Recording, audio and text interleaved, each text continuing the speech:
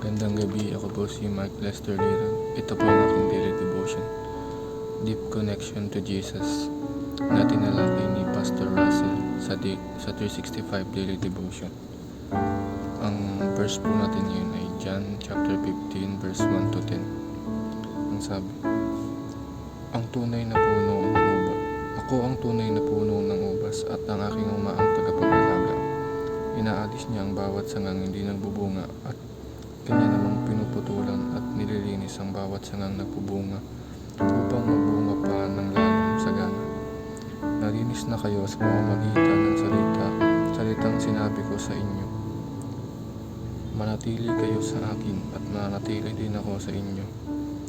Hindi magbubunga ang sangang hindi nananatili sa puno. Gayon din naman, hindi kayo magbubunga kung di kayo mananatili sa akin.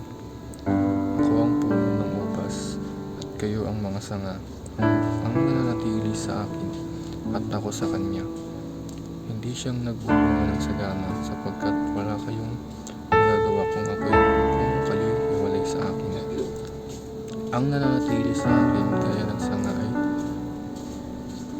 ang hindi nananatili sa akin gaya ng sanga ay tinatapon at tutuyo. Ang ganoong mga sanga ay itinitipon, hinihagi sa apoy at nasusunog.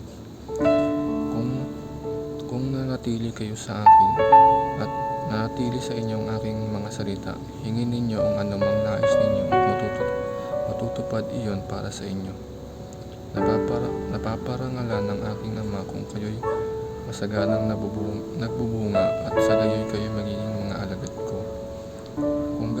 Kung paanong inibig ako ng ama, gayon din naman iniibig ko kayo. Manatili kayo sa aking pag-ibig. Kung tinutupad ninyo ang aking mga utos, manatili kayo sa aking pag-ibig. Kung paanong tinupad ko ang mga utos ng aking ama at ako'y manatili sa kanyang pag-ibig. Ang sabi ko sa verse na to ay, kung manatili tayo sa Panginoon, nagiging masagana ang buhay natin at maliligtas tayo. Pero kung hindi tayo manatili sa pag-ibig ng Diyos, hindi rin tayo ay nagiging parang tuyong sanga na tiyatipon at masusunog. Ang unang katuruan ay Jesus is the true vine and we are the branches. Sinasabi dito, si Jesus ang puno at tayo naman ang kanyang mga sanga. Bilang mga anak niya, kung wala si Jesus sa buhay natin, tayo ay walang kwenta kung wala siya. Wala tayong magiging direksyon kung hindi tayo manatili sa pag-ibig ng Panginoon. Ang pangalawang katuruan ay, the branches must remain in the vine in order to bear fruits. Kung tayo ay manatili sa Panginoon, magiging masagana ang buhay natin at tayo ay maliligtas. Kung wala siya, wala rin tayo. At wag tayong lalayo sa pag-ibig ng Panginoon. The third teaching ay, the teachings of Christ is the sap that nourishes the branches in order to become fruitful.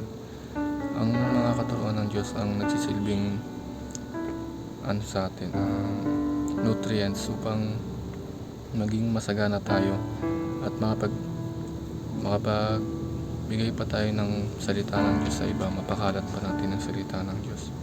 Kung susundin at i-apply natin sa ating buhay ang mga katuruan ni Jesus, tayo ay magiging mas lalong lulusog sa salita ng Diyos at ang buhay natin ay mas magiging masagana.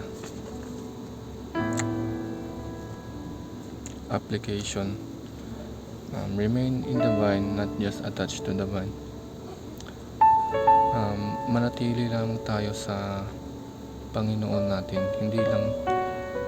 Hindi lang tayo magkukunwaring Kristiyano. Maging tunay tayong Kristiyano, isabuhay natin yung mga katuruan at sinasabi ng Diyos sa Biblia. Kung manatili tayo sa Panginoon, tayo ay maliligtas. Ang pangalawang application, remain in the love of Christ, not just know the love of Christ. Kailangan natin ma-experience ang pagmamahal ng Panginoon, gaya ng sinabi ni Pastor Russell sa kanyang 365 Daily Devotion. Dahil hindi sapat na alam lang natin ang pagmamahal ng Diyos. Dapat ma-experience natin to, hindi lang natin to alam. Kailangan maramdaman din natin ito. Ang third teaching, remain in the teachings of Christ, not just appreciate the teachings of Christ. Kung susundin natin at isasabuhay lamang natin ang katuruan ng Diyos, para tayo ay matili sa pagmamahal ng Diyos. Huwag lang nating basahin o i-appreciate ang mga salita ng Diyos. Kumbaga, i-apply din natin to sa sariling buhay natin at tayo ay magiging masagana. Ang realization ko sa verse na ito, kailangan nating manatili sa Diyos at isabuhay ang mga katuruan niya.